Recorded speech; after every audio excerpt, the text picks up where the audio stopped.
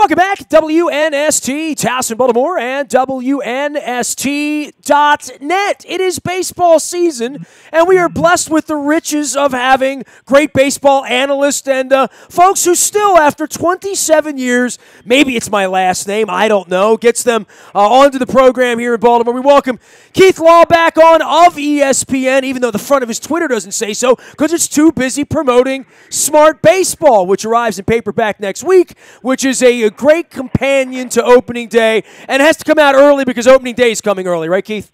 Yes, just a couple of weeks away. Well, it's been a less than stellar offseason in these here parts from the Baltimore perspective, and I guess early, and not unusual, right, for the Dan Duquette and the way they run this franchise and sort of the dumpster diving and waiting till the end and all of that stuff. But everyone took that property up here this offseason, and the collusion stuff. This is going to be a real turning point for negotiations and for how this is going to go moving forward for those of us who followed that part of baseball's history over the last century.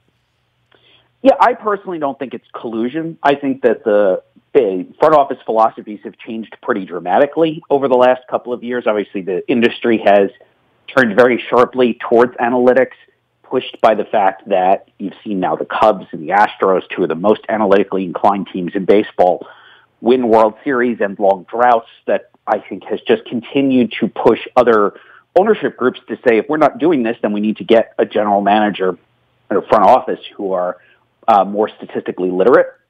And that whole philosophy values players differently and also really, I think, is biased against long-term deals, either for position players well into their 30s, which has been the historical norm for free agents, or just long-term deals for pitchers, period, because they get hurt too often. And yes, I do think that it's going to affect future negotiations. I think the Players Union was remiss last time around not trying to push for earlier free agency for players, and I think that they need to do so the next time around. But in the meantime, the fact that it was kind of a weak free agent class, you did not see many quality up-the-middle position players available other than Lorenzo Cain and Zach Cozart, who signed relatively early. There's nobody else. It's all cornerbacks who are seen as relatively replaceable. You can find guys who do what Yonder Alonso does, who do what Lucas Duda does, and that's why these guys are getting short-term deals and less money than was otherwise expected. And for the Orioles specifically, I think what hurt them is that the bottom end of the free agent pitching market was not great, and that is typically where Dan Duquette likes to do a lot of his work. They weren't going to be in play for Arrieta for obvious reasons. Didn't want to give up a draft pick for Lance Lynn. I certainly don't blame them for that. There's not a lot else out there that's necessarily going to help them, and that is their greatest need if they want to try to contend this season.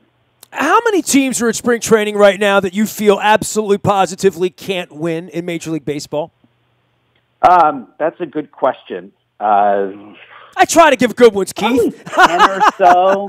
Well, it's not something I've given some specific thought to. Yeah, well, we're in one of those places. And when you are in one of those places, I mean, just as an example, I was at the NFL Combine last week, and, everyone's pitching hope there, but I can sort of buy it if I'm a 49ers fan, even if my team stunk. In baseball, it's harder. In basketball, it's way worse. I mean, even the Wizards, who are decent, sort of kind of have no chance to win the championship, which certainly isn't the case in baseball. If you're decent, you have a chance. Well, the NFL is an entirely different animal. With just 16 games, it's almost like a rim. I mean, it feels like some it feels like that it's almost random in the NFL because it's just such a short schedule, and if you have one or two players who have sort of unexpectedly good or bad years, you can come way away from expectations. Whereas in baseball, it is possible, but it's harder to do. We've got a larger sample. We've got a longer season that I think gets away from that. We do obviously have some surprises. Look, if the Orioles if Chris Tillman suddenly looks like Chris Tillman from 3 years ago, the story of the Orioles season is going to be very difficult. Very different. I'm sorry. Very, very different if he comes out and has a tremendous season for them. If Andrew Cashner finally has a full healthy season as a starter, which he's really never had, it's going to be a very different story for them. So to answer your original question, there's probably 10 to 12 teams that really don't have a chance, but a lot of that's by design. A lot of these teams have decided, no, we're going to be bad now for the next few years as we try to build. rather than contending. And of course, that's a big topic of conversation. People like to call it tanking. I don't think it's tanking necessarily. It's recognizing we're not good enough to win now, so we need to defer. We need to not spend immediately. We need to acquire younger players and draft picks, and then try to win 3 or 4 years from now.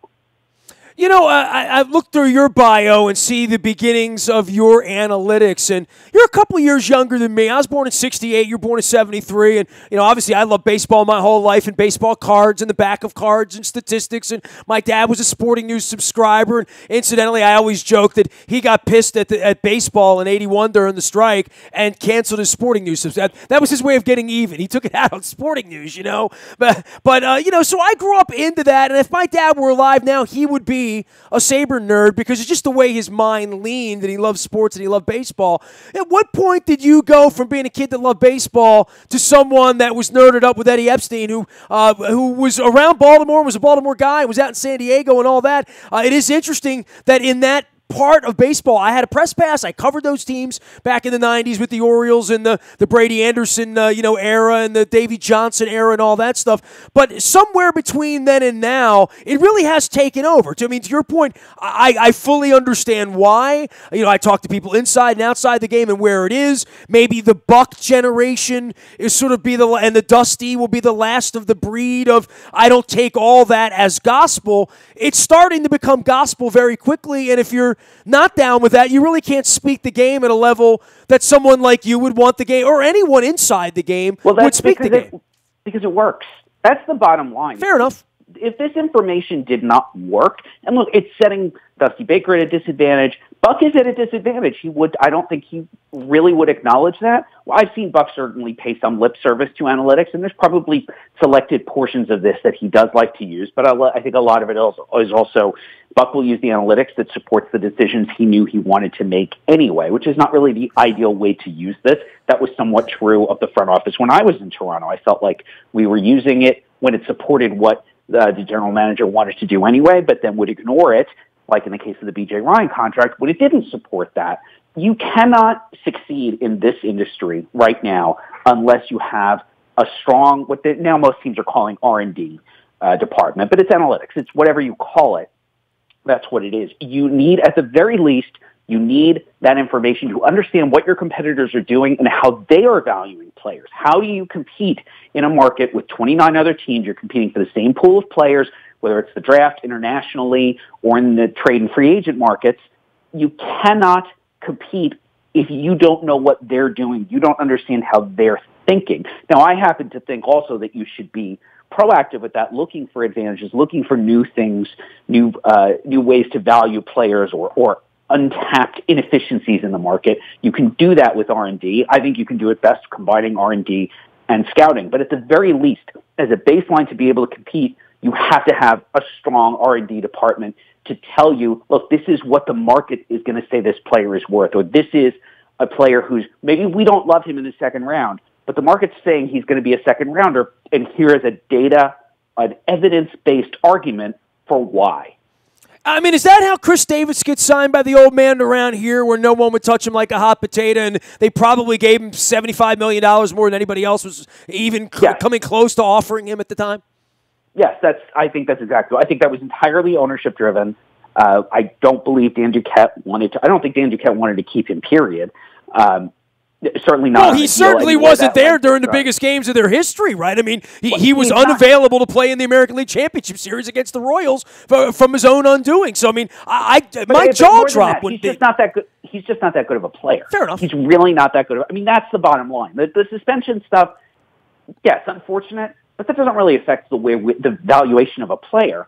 The problem is he's just not a good hitter. He's not his contact rates are too slow. He does not do enough on contact to make up for that. And he does not get on base at an appropriate level especially for his position. I mean, ultimately that player goes out in free agency this winter and he gets a 1-year deal. And the problem is the Orioles are committed to him basically until kingdom come. And it's really hamstringing the franchise. I mean, that's the bigger problem is when you have, and this is more than Angelos, when you have an ownership group that is coming, or a single owner or a group that is coming in and dictating selected baseball decisions, it screws everything up because now all of a sudden there's just a portion of the budget that you as general manager, you no longer control. And now there's a position, especially a position like first base, that is just occupied. You're just blocked there. You might have other players who need to go there because they don't, that can contribute offensively, but don't really have another position. But now that's blocked. Now that's filled for you. And it's just very tough to operate when your boss is essentially parachuting in and making critical decisions like that over your head. Even though that's his right, he is undercutting not just your authority, but your ability to execute an overall plan for the baseball department. And I would add, I'd sort of finish the comment with, the problem, I think the right thing to do is to trade Manny Machado this offseason, if not sooner. But my understanding is that ownership doesn't want to. That Angelos does not want to give up Machado, does not want to try to rebuild. That is his right, but that does not make it correct from a baseball perspective. They have now missed the best opportunity to trade Machado at a lot of young talent and try to speed a rebuild process that will make them competitive maybe in 2 years instead of waiting maybe 4 or 5. Keith Law is our guest from ESPN and the Worldwide Leader. You can follow his journey, and hundreds of thousands do, out on Twitter as a baseball writer, blogger, food lover, and Smart Baseball is the book. I highly recommend it. Luke loves it as well. It is available in the paperback edition. Save you a few beans, although the hardback's nice as well, and Keith will sign it if you find him running around Delaware somewhere. For the Machado thing, Keith, and moving back into the Orioles problem here, and I guess the bigger problem is that a guy like you, if you were running a team like the Orioles right now, would also be saying, let's tank, or let's try to rebuild, or let's try to regroup, or hey, the Yankees and the Red Sox are there. I'm not saying that that's such a bad plan. I mean, regrouping and rebuilding after you made the playoffs a couple of times, I don't think there's any sin in that, but there is some sort of weirdness about the Orioles in the sort of Willy Wonka way that it's run right now, that, Mr. Angelos apparently is not completely with us all the time, but who's running the place? Well, I don't know. I've had 3 people in the organization sent me texts this offseason, uniformed people asking me what's going on. And I'm like, I don't know. I don't work there. But, the notion that Brady Anderson would take over and run the entire baseball operation, I find that to be wild and weird because I've known Brady forever. But more than that, there's this thing about being qualified or unqualified. And Duquette's out the door. Buck's got 6 months left. Brady's in with the boys. It's just a really weird, dysfunctional place right now at a time where you talk about Machado. What about signing Scope? What about getting that part done, right? I mean, and no one's here long term, right? I mean, we got no green bananas going on here because Adam Jones, Brock, Britton, Machado, Buck, and Duquette are all 5.5 months from being out of here. It's a weird time here, I think, for the whole franchise. And, being mired in last place at this particular point where the Yankees and Red Sox look to be sort of moving in an otherworldly direction again like they were for a decade, this is the beginning of what feels like a dark time here, Keith. Well, that's all the more reason that they should have traded Machado, and they should have traded Zach Britton while they had an opportunity. The injury, obviously, was not something they could have foreseen, but you can say, again, they had opportunities to potentially cash Britton in for something, potentially if they'd done it after the one tremendous year that he'd had, they probably could have gotten a king's ransom for him. And that's what I would always recommend, too, because I think relievers are way too volatile in terms of predicting their future performance and health, all of which kind of is wrapped into one. They've missed it. They have missed that opportunity now, and I put the blame for that much more on ownership and then to a lesser degree on Showalter than I do on Duquette, because I think Duquette and his group understand value, understand how the market works, but their hands were somewhat tied by that. Is it a dark period going forward? I don't think I'd go to that extreme. I think that is probably excessively pessimistic. The farm system has already been improving. I do think there is still some young talent on the Major League club in the upper levels of the minors. There's a lot more pitching coming now than there has been probably in 6 or 7 years. Obviously, they have to show that they can keep it healthy, which has been a problem for this franchise going way back before Duquette. But that is at least the pitching talent is there if they can change some of their procedures and potentially, maybe not have Buck changing deliveries, changing Kevin Gossman's spot on the mound, overusing Dylan Bundy and Chris Tillman as they're coming off injuries.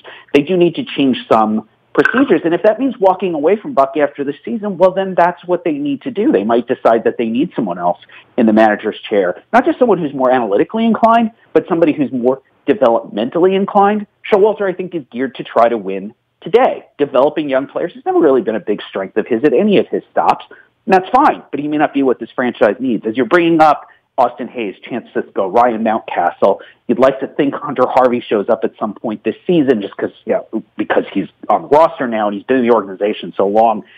As these guys start to come up, you might need someone else in the manager's chair. And if that's what comes out of this season, if they just decide, that you're not firing Buck because he's bad, you're just saying we just need a different mentality in the dugout, that might be the best thing for the franchise and might help shorten any period of rebuilding too, because again, this is not like when Jeff Luna took over the Astros and the Astros system was bad. The Orioles system is not bad. It is down, but it's actually been, I think, kind of on the way back up. I think they've drafted better.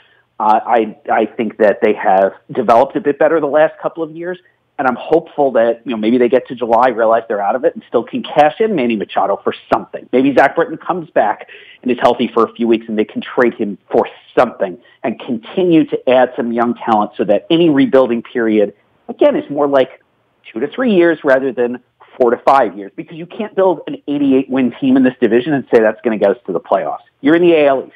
You're going to have to build like 95 as the price of entry to the postseason, and that just raises the bar for what they need to do as they turn the roster over. Well, certainly the Astros and the Royals have set sort of a trail, even the Pirates before their weird sell-off here this offseason as well, that those were the, and the Baltimore as well. I mean, during that period, the first decade of the century, these were really moribund franchises by and large. I mean, the Astros had their period, but sort of the comeback of the Astros and the way it was built, everyone now points to that because, let's be honest, that makes the most amount of money for management either way, right? You make money when you win. You make the most money when you win. The second best thing to do, I mean, this is some of the criticism of the Pirates right now, if you're not going to win, the worst thing, let me put this a different way. The worst thing for a baseball franchise from an ownership perspective is to spend a lot of money and not win. And it's kind of dumb. I mean, it's really, I've argued this forever.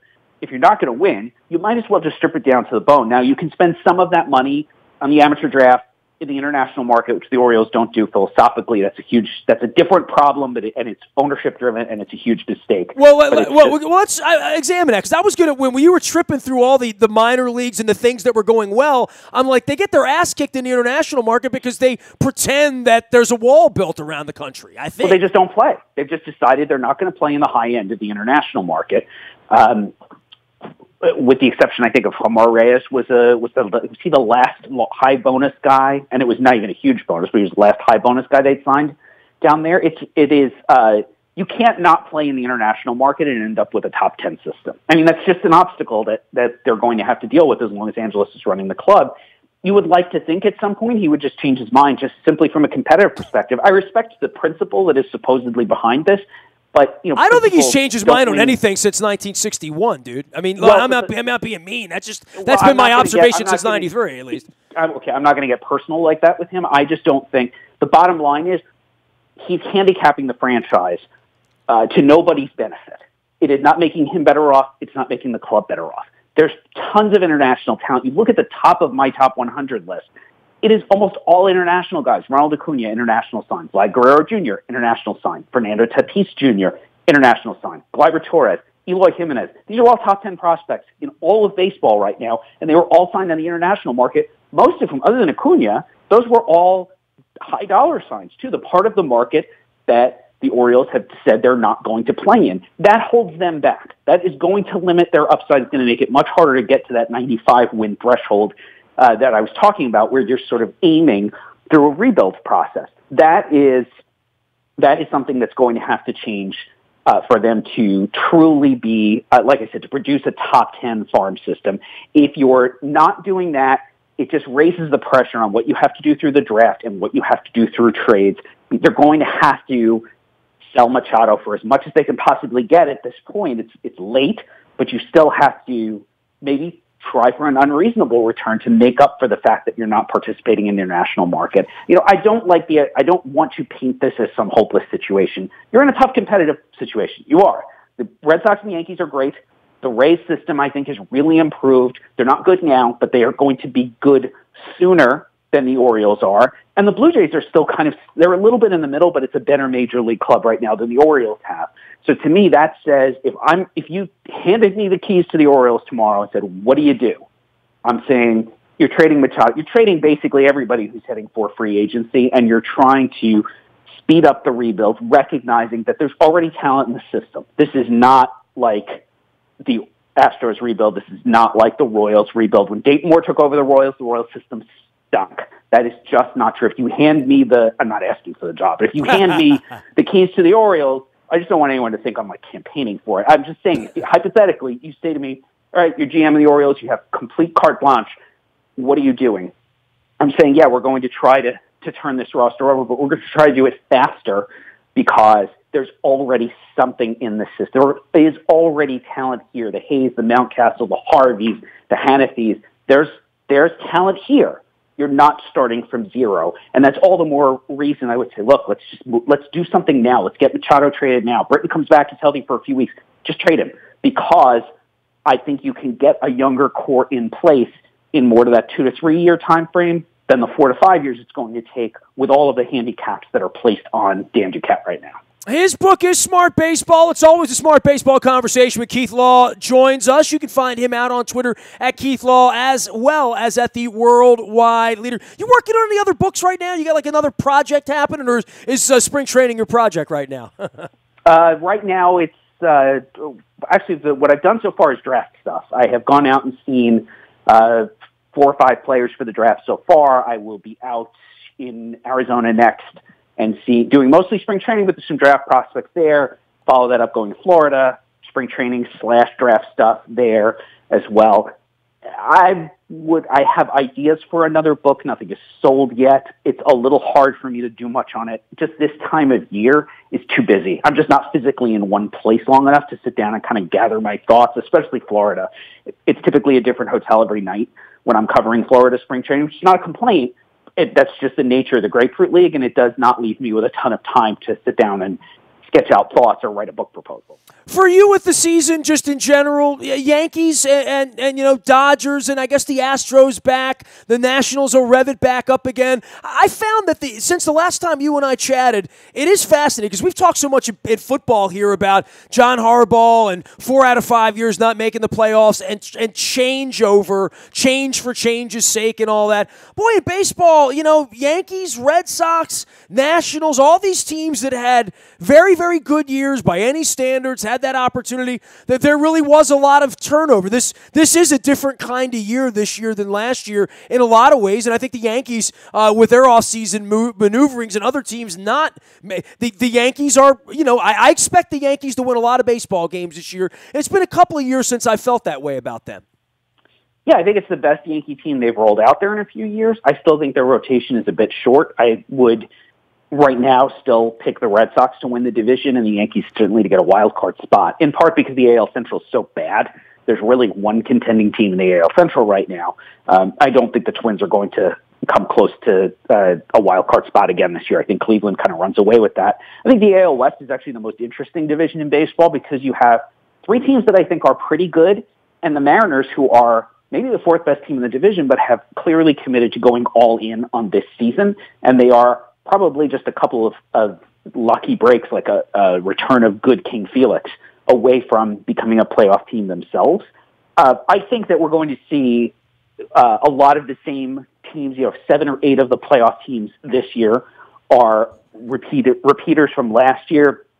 That would not surprise me. But I do like the fact that, hey, the Angels, not just getting Ohtani, but going out and getting Zach Cozart and trading for Ian Kinsler. They've been aggressive in trying to get back into the playoffs. Milwaukee, I don't feel like they've done enough.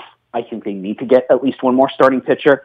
But you know what? They went out, they traded prospects for Yelich. They gave Lorenzo Cain, who I thought was maybe the best free agent on the market this winter. They gave him a huge contract to fill center field for them. They're in. They're maybe not done. They're maybe not good enough, but they're They are trying to compete. Well, that's the cool part if you're a fan. If you're a fan and they sign Kane, you're like, hey, cool, man. I mean, but it's not just that. But I'm not a fan, right? I'm totally. I mean, I am objective. I'm not rooting for or against any team. But I'm saying I like seeing more teams involved. The national conversation has been too much about everyone's tanking. No, not everyone's tanking. Yes, some teams are trying not to win now to build for the long term. That's fine. But let's also talk about teams like the Brewers, like the Diamondbacks, like the Angels, who are really trying to go, and the Mariners, whether it works or not, they're trying to go for it now. And I do think, I want to see us give those clubs more credit and recognize we could see some turnover in the playoff teams, and we could see a surprise team advance to a league championship series.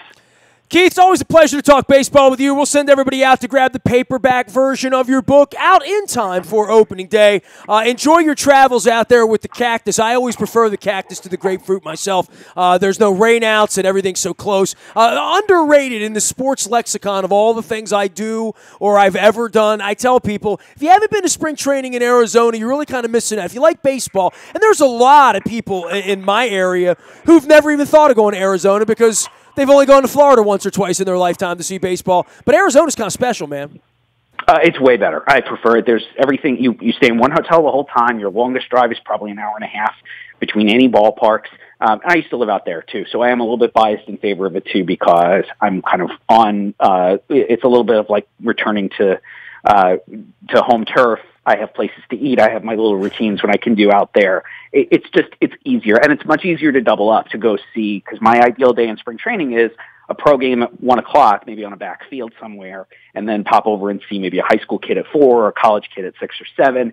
And you can do that much more easily in Arizona than you can in Florida, where if you're trying to double up, you're leaving the pro game early to make a long drive to see a high school kid. I mean, I get it. That's the job.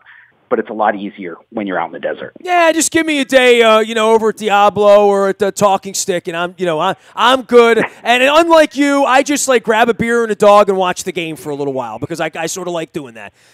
And it's been a long time since I got to do that. Any game, if I'm at a game, it's work. Yeah. I mean, that's why you're good at what you do. That's why we read the books. Keith, keep up the great work. We'll check in again soon. Thanks for joining us. Yep, my pleasure. You got a Keith Law who has weathered the storm over the weekend. It's great to have him visit with us here on the eve of spring training. Talk a little baseball here. We're giving you the best baseball stuff we got out at WNST.net. All of it brought to you by our friends at Pizza John's, my mom's favorite pizza, my wife's favorite pizza, my favorite pizza.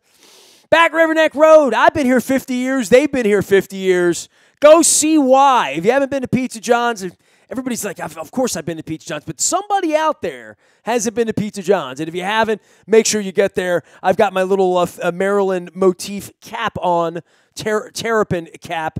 That's for the lacrosse folks. I've even done some lacrosse this week. I'm mixing it up. I'm not just sticking to sports. We got a lot of rock and roll ahead as well. You can find me out in the buyatoyota.com audio vault 24 hours a day from anywhere in the world on your mobile device by downloading the TuneIn radio app. We do come in crystal clear from wherever you happen to be. Our morning newspaper ships digitally to your email inbox at 7 a.m. each and every morning. That is all brought to you by our friends at Planet Fitness at planetfitness.com, where it's still $10 a month to get in the best shape of your life. And now our morning newspaper includes the Maryland Jockey Club's Laurel entries each and every morning, as well as on the front of WNST.net. Get on out there, bet the pony, see the upgraded facilities, and we'll be getting you ready for the Preakness this year. I got to find out what year, because the Preakness, they go like by Preakness 110, or let me see here. What number is it going to be? Preakness this year is, Preakness 108? Is it 108? 109? 110? I'm going to have to look that up. 143? What? Am I getting that wrong? I'm going to Google that one. Nasty at WNST.net finds me. Facebook, Twitter, LinkedIn, Snapchat, Instagram, and anywhere the web takes you. We are WNST.net, AM 1570, and WNST Towson, Baltimore, and we never stop talking Baltimore sports.